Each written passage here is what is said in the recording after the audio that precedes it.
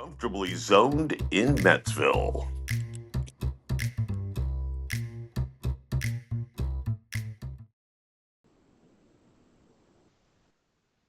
Hey, welcome to Metsville, as it as it's been these past few days.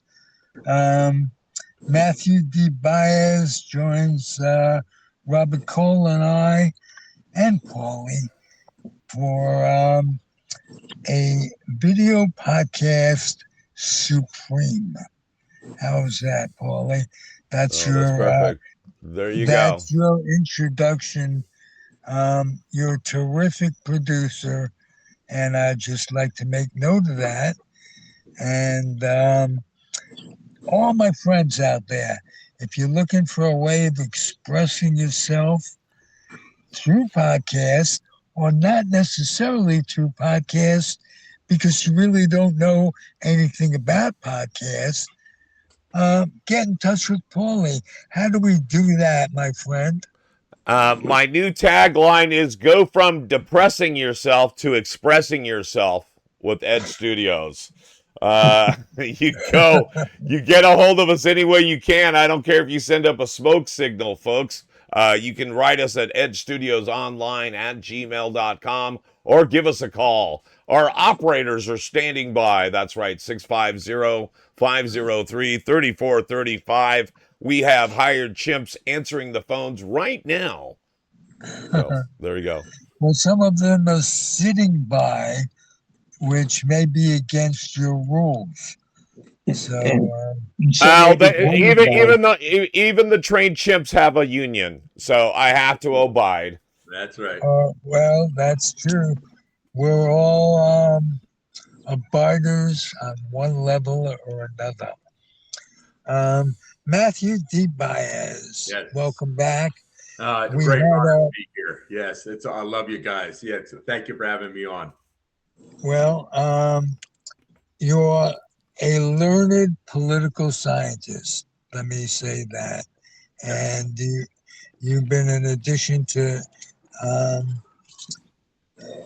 Comfortably Zoned and the network, and it's been terrific over the years. You taught me a lot. You taught me what to be prepared for. You were the first to broach the subject that Trump was Hitler-esque. Yeah. Mm-hmm. Yeah. And I took it personally, being a Jew, and had to stop to compare the times. And the times were not dissimilar. Let me put it that way. Yeah. You pointed that out to me about 5 years ago. And I'm not saying Trump is a Hitler, but I'm not saying the resemblance. It's like I think Trump is a Steinbrenner as well. They're both a lot alike. And Hitler didn't have the internet at that time. Thank God. Yeah. Well, you're welcome. You're welcome. Yeah. Robert Cole, how the hell are you? Doing good, Ralph. We're in the last 4 games. We're 2-2, so we're at 500. Yeah, beating my Phillies. Well, I started to say, I don't know if that got on the air, that this is really kind of depressing, the season. Outside of Benj and Ewing, I can't think of anything that's surprising. Maybe when we get Lindor back, he is. Yeah, he had a couple home runs against the Phils a couple nights ago. He had a couple of taters. Yeah. Yeah. Cream rises to the top, and say what you want. He's had some pressures. Robert can tell us more about that.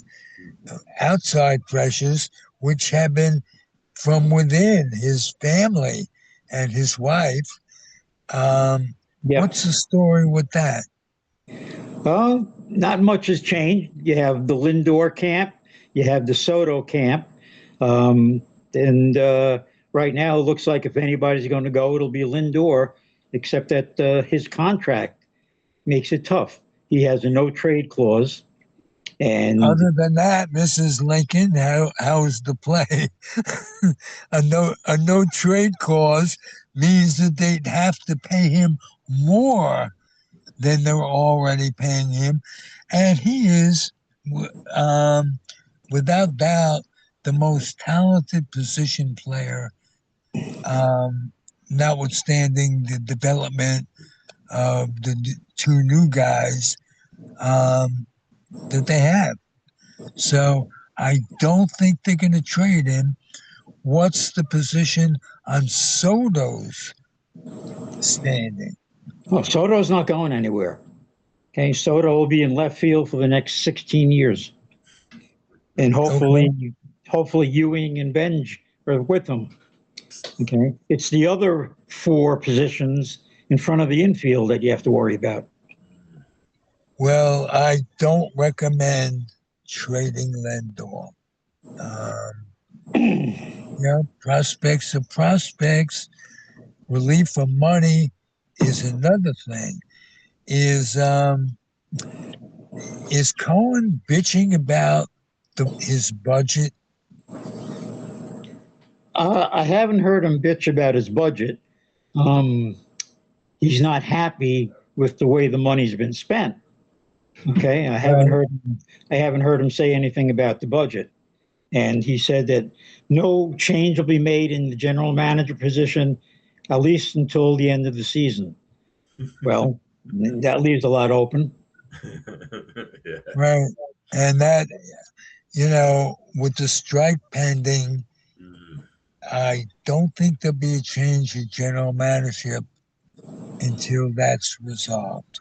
That's my guess. I don't think he wants to pay 2 contracts or 3 or 4, as the case may be. I think it all depends on who becomes available and when they become available. Sometimes you have to bite the bullet and sign the guy, when he's available. Yeah. Right. Let's say Andrew Friedman of the Dodgers became available. Okay, you do that. If he wants to come to the Mets, and I'm not saying that's happening. I'm just saying if he became available, the Mets would be crazy to not go ahead and swoop him up.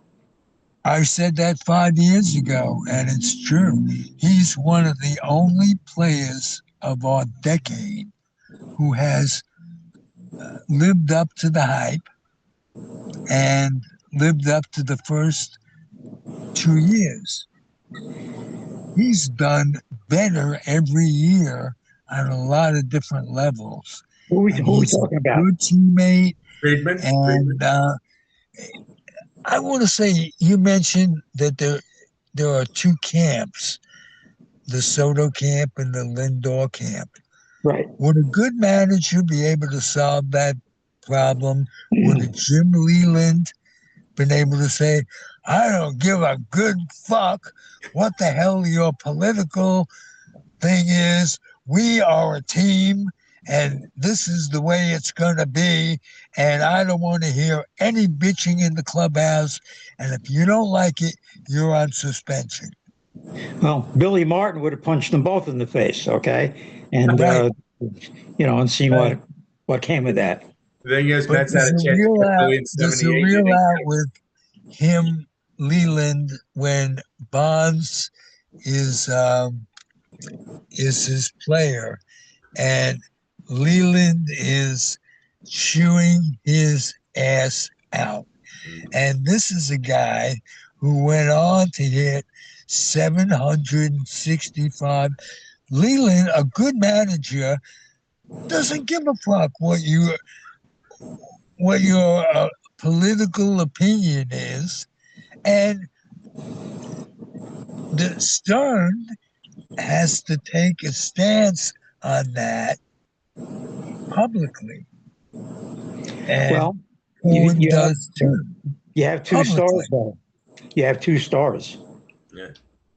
Okay, Yeah. it's not one guy taking a stand. You have two different guys, with two different, don't forget Lindor and McNeil had problems. Okay, so McNeil got shipped out, but now you have Soto and Lindor having the problems. So is it Lindor? That's true. Mhm. That's true. It took him a long time to get rid of McNeil.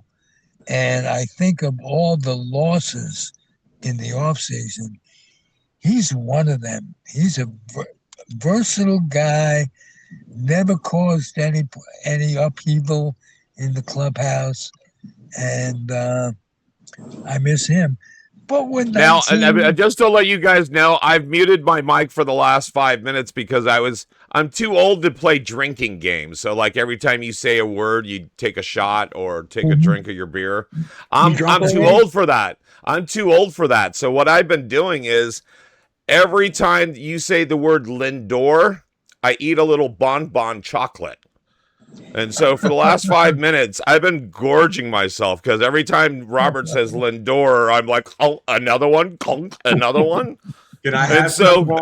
Yes, I love chocolate. Can I have some? Yeah, I'm sending you some Lindor balls right now. So just to let you know, holy smokes, no more chocolate for me. Cut me off, bartender. You don't have to send any Lindor balls. We may not like them, but we're not going to castrate them. The problem with the Mets is they have too many sunflowers, choking off on not enough, supporting plants, all that. When you have too many sunflowers, it just kind of denies the light to everyone else and all that. Sometimes you can have too many stars, and that's why do I feel like there's a snowflake joke right behind this? Okay, so just to let you know. All right, that's knowledge is power. Let's put it that way. Hey, Matthew. Yes. You suggested that we talk about the late Ron Hunt, and earlier in the week I suggested to Robert the same thing. That's it'd be wonderful if we paid homage to him.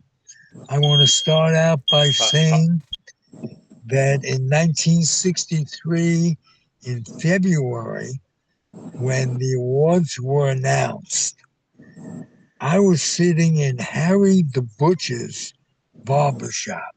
That's what we called him. It was on 90th or Northern Boulevard and 89th Street or whatever. You went to a barber called Harry the Butcher? Well, we nicknamed him that. He was the closest barber, and my mother thought he gave good haircuts only because it was cut short because the military enthralled her. Okay, I've got to break in with another corny one. So I used to go to this hairdresser, barber, whatever, and she had so many personalities. You never knew what you were gonna get. But I should have known it as soon as I saw the name of the business, the Barber of Sybil. And I should have known. Sorry. Yeah, another corny one. Sorry. Hindsight is 2020. Paulie, eat a few more bonbons, okay? The Barber of Sybil. I love it. We'll get a clip of that, and you can put that on the internet.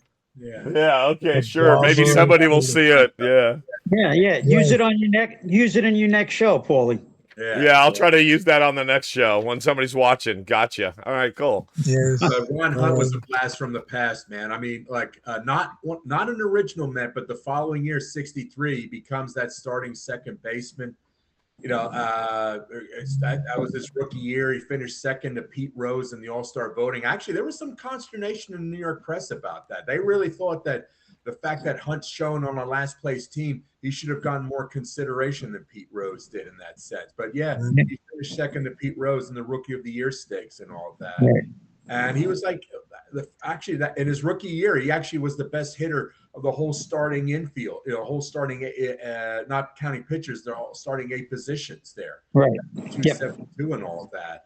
Well, And he beat out Larry Burright. Let me tell you that. Yeah. I could beat out Larry Burright, Ralph. yeah, Okay. yeah. At He 70, was 70 an actual second baseman. 79 years old, I could still be better than Larry Burright. At this point, the Harkness trade Yeah. with Larry Burright was the second worst trade in Met history. They gave up a reliever who, although not a closer, was the best middle inning reliever in the league Yeah. for the next 5 years. Mm. And they didn't get shit Yeah. from Larry Burright Yeah. or Harkness, except for the number 3 on the back of Harkness greeting Jimmy Pearsall. Yep. I was just going to say that. Yeah. Right. A Met fan, Robert, you and I are so closely intertwined with Met memories Yeah. that it's unbelievable. Yeah. And when Jimmy Pearsall got traded, Casey Stengel said there's only room for one clown on this team, and that's me. Yep. Yeah. But Yeah. it kept them another 34 days, if I'm not mistaken. So it wasn't like that team had a lot of talent that you could afford to give away an already washed up Jimmy Pearsall Yeah. at that point. Yeah. Peter Golenbach tells me some wonderful stories about the craziness of Jimmy Pearsall. Yeah. And I will repeat one of them, if I may, with apologies to Peter Golenbach, who would just be thrilled if I did. Yeah. Later in Pearsall's life, he was a part of a fantasy camp for one of the teams. It might have been the Cubs. It wasn't the Mets, but he has this instant. There were women in the fantasy camp, and he has this instance of being so crude to a woman who made a simple error in fantasy camp that I don't even remember the crudeness, but I remember the feeling I felt when of knowing he was crazy all along and how well it was hidden, obviously. Yeah. That, whoa, there have been some nuts in baseball too, haven't there? Yeah. I remember when I was a kid, Jungle Jim Rivera Yep. was an infielder. Ty Sox, 59. Yeah. Yes, absolutely. Yeah. He Yeah. was a rapist. Yeah. Yeah. And Charged. he No, wasn't not a convicted. rapee. Not convicted. Robert? Charged. He was charged Okay. with Okay. rape. Yeah. Charged with Yeah, rape. Not he convicted. was charged, but later after his career, if you Google it, there was some other instance of him being involved with rape. And can't tell you what it was, but a lot of these guys were just bad actors. They'd been through the war, some of them. They were playing in a position where there was no free agency. There was a lot of bitterness because of that. There were only so many jobs on a team, and if you didn't play for somebody and they didn't like you for whatever reason, you could be disfranchised incredibly easily. Oh yeah. But it's a different world before free agency and the unions. And we joked about we're all at the mercy of the unions. We should all be grateful for the unions. They gave us a 40-hour work week. Yeah. And that in itself is so life enhancing, as if 40 hours isn't enough to give to the man. Yeah. But it is, quote, merely 40 hours. Used to be no work, no limit on what they could pay you for overtime. That they gave you overtime. And there wasn't overtime, as a matter of fact. Yeah. So I'm very grateful to a good friend of mine who I hope is listening. His name is Dan Ford. And he is a union guy. Is that the former outfielder? No, that's the hero in Oakland of unions. Oh, okay. And he was, I hope I'm Dan Rush. I mistake Dan Ford for that former outfielder. His name is Dan Rush, and he and Margaret are one of my favorite couples in the world. And they've welcomed me into their lives. And I've welcomed them and brought Pauly with us. Am I correct, Pauly? Absolutely, for sure. And they've been a great ally and friends. So absolutely. Yeah. Absolutely. And I want to say that Dan Rush can use your technical advice in getting his project started. Yeah. And if you'll reach out to him, it would be wonderful. Yeah. Let's talk about Ron Hunt a little bit, if you will. Start with Robert. Yeah. Okay. Well, the thing that Ron Hunt is most known for, today is how many times he got hit by a pitch. Yeah. Yeah. Right? And for the longest time, he held the record of getting hit by a pitch. Like you said, in '63, okay, he was second to Pete Rose, a very close second in the Rookie of the Year award. He was probably the Mets' best player. Yeah. He was the first. He was not a homegrown Met. He started out in the Milwaukee Braves farm system, but he came to the Mets very, very early. Yeah. And he played for a lot of teams. Okay, a lot of National League teams, Montreal, the Dodgers, the Giants. Not sure who I'm missing. No, I think you covered it. Yeah, he went from the Mets, I think, to Giants, or Mets to Dodgers to Giants, and ended up with the Expos. Okay. Yeah. So, and he was well traveled, very good ball player. Casey Stengel used to use him in the cleanup position very often, which was unheard of in those days for a second baseman. He had a little bit of power. He had decent speed.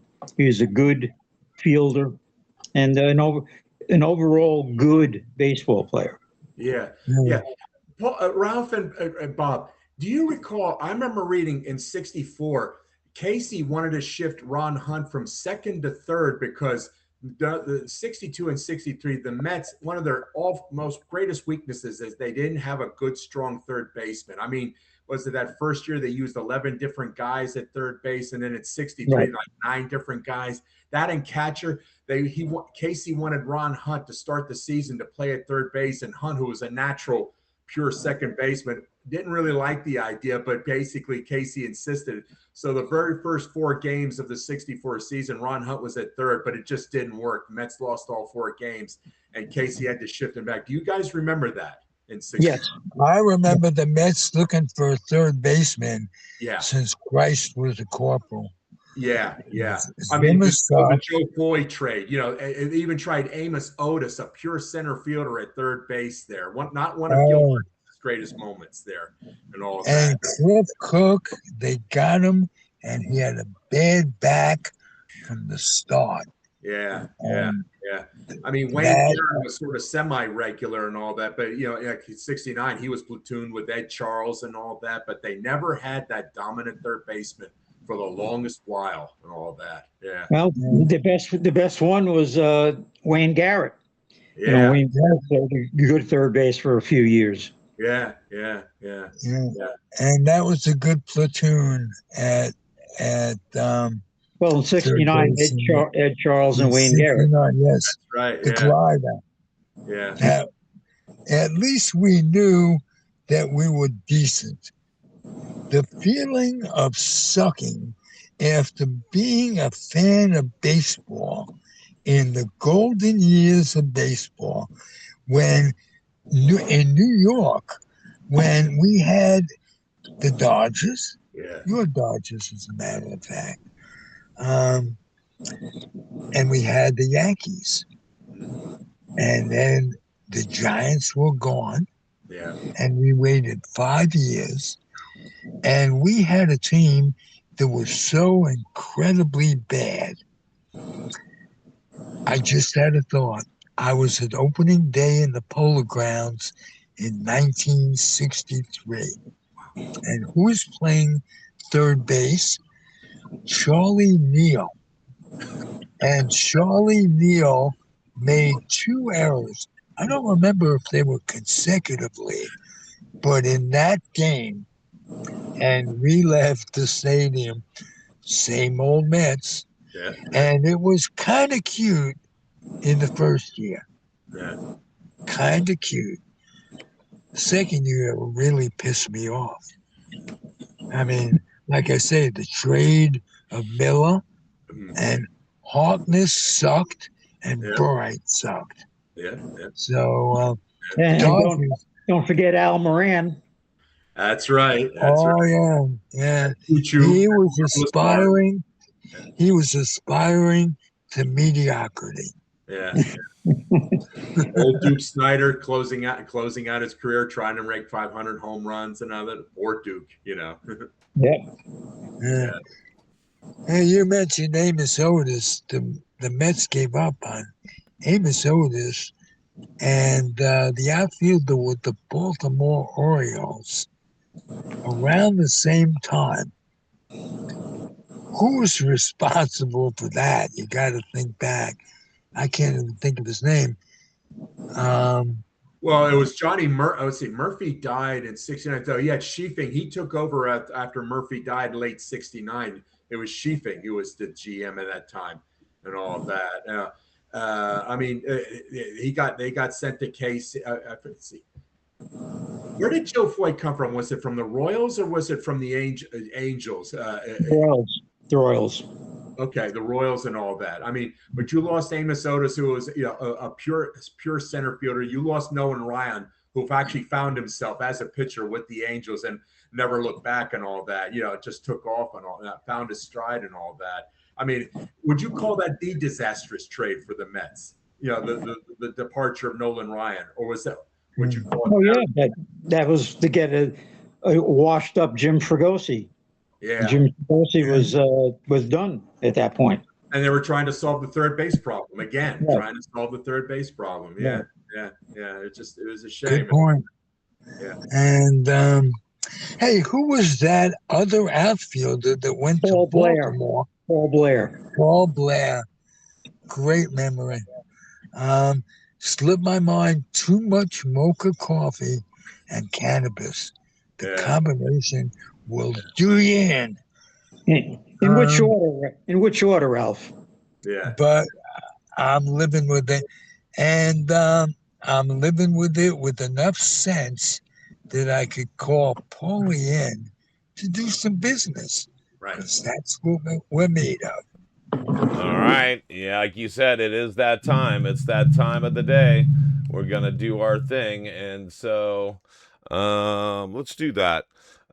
We would like you guys not only to watch these commercials, but patronize these fine folks. Why? Because we need them to keep the lights on. We'll see you right after this, guys. Whether it's criminal defense, estate planning, or civil litigation, the answer is the law offices of Andrew Doja. Call us today at 510-865-1600 or find us on the web at dojalaw.com. For tenant and landlord disputes, there's no other than the law office of Jeff Canberra. Call now 1-510-865-7369 and don't forget to tell them Zig sent you. All right, guys, and not only do you like and subscribe and follow those people, but like and subscribe and ring the little bell for us here at Comfortably Zoned in Metsville. That's right. You can find us on Facebook, YouTube, Instagram, and Twitch. That's right. Go find the Comfortably Zoned Network, and you will know when another episode drops. But we're back here live with the crew. With Robert Cole, who will tell us about something that we're endorsing. Yep. Okay, we're on eBay, and we're selling all kinds of cards, Pokemon, baseball, football, hockey, basketball, old baseballs, old baseball hats, old sports magazines and yearbooks. And you can find me on eBay as Robco, ROBCO 8956. So you put that in the search box and you'll find all my stuff. And you could find me as an old Jew, everything's old, here on the Comfortably Zoned Network. And hurry up. Yeah. I'm an old guy. I need what I need, somebody told me, was a nurse with a purse. And I don't know how truthful that is. And I don't know the ramifications of having said nurse with the purse brings. Nothing in life is perfect, as you know. That's right. Right? I'm afraid your nurse with the purse would look a lot like Ruth Buzzy in what is it? When she would chase Artie. Laughing. Yeah, laughing, and she'd hit him with the purse. That would be your nurse with a purse. That's what I'm thinking. Yeah. Hey, these old eyes, I don't give a fuck.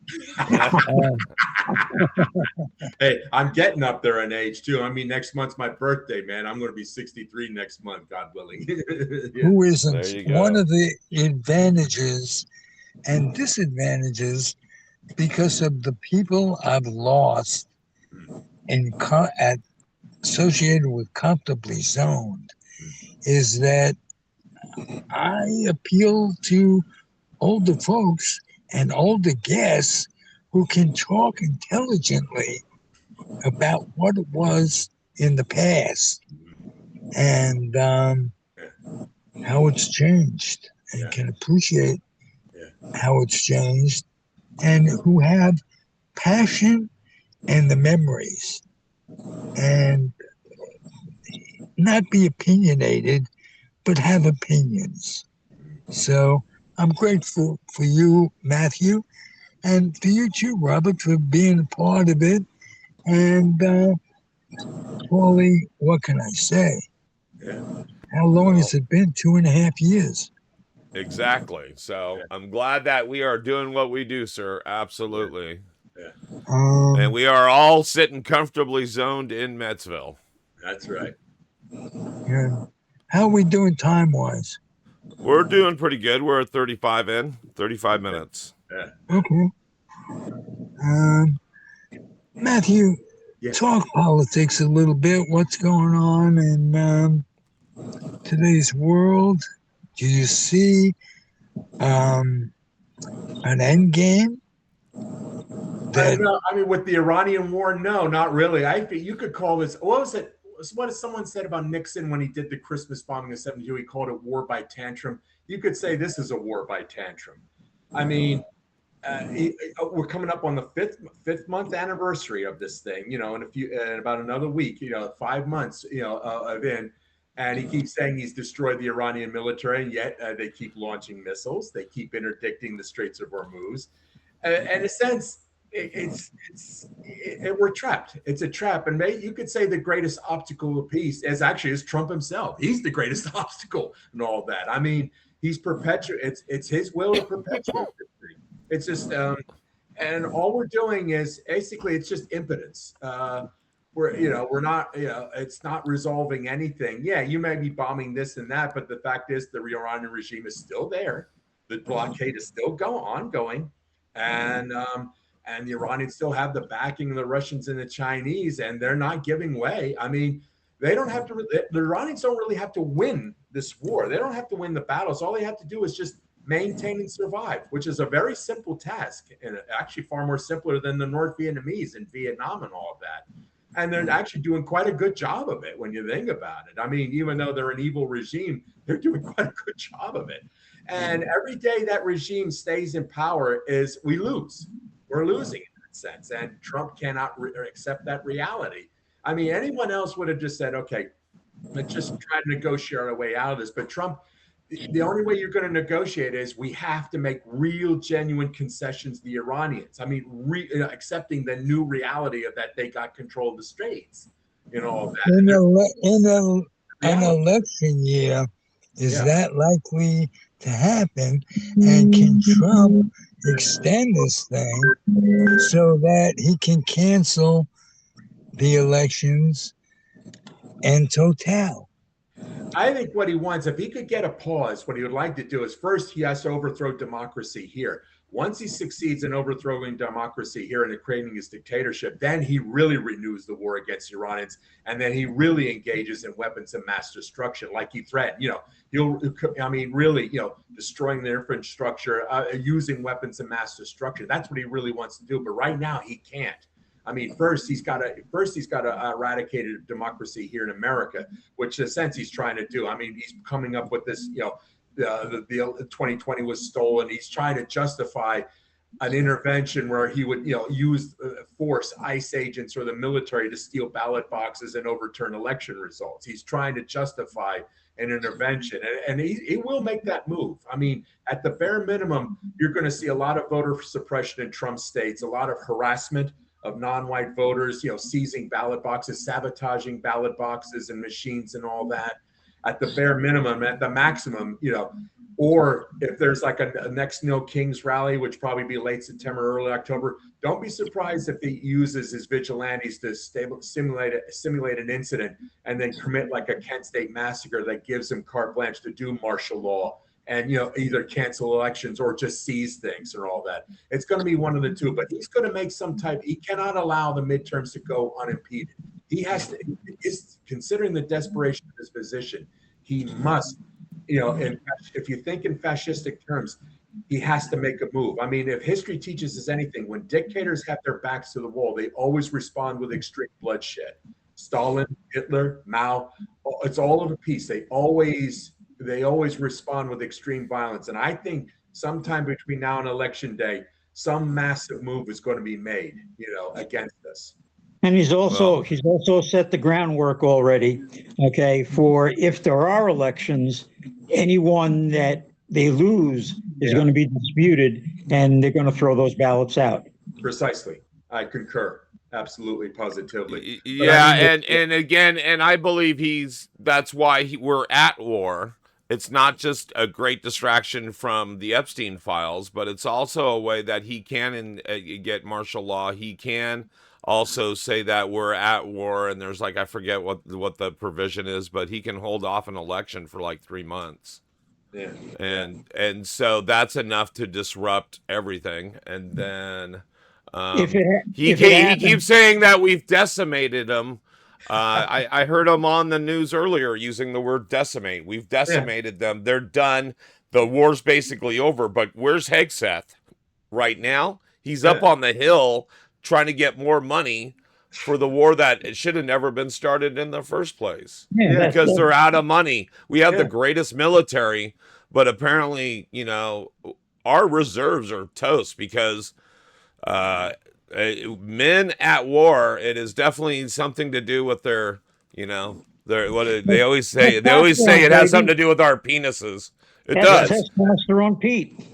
Right. Yeah. I mean, we're losing ordnance. I mean, don't laugh. We're shot off so much of our ordnance. We're actually running low on that. I mean, this is supposed to be the greatest industrial base, and we're running low on ammo and all bombs and missiles and all that. I mean, it's insane. Thing is, though, you've got so much military over abroad. You know, in a sense, what he has to do, if he's going to do voter suppression here, he has to expand ICE, which he's been doing. He has to utilize those National Guards in those states he controls to engage in voter suppression and all of that. So basically, he has to create like a second army just to subjugate the populace here. Like he's been doing it.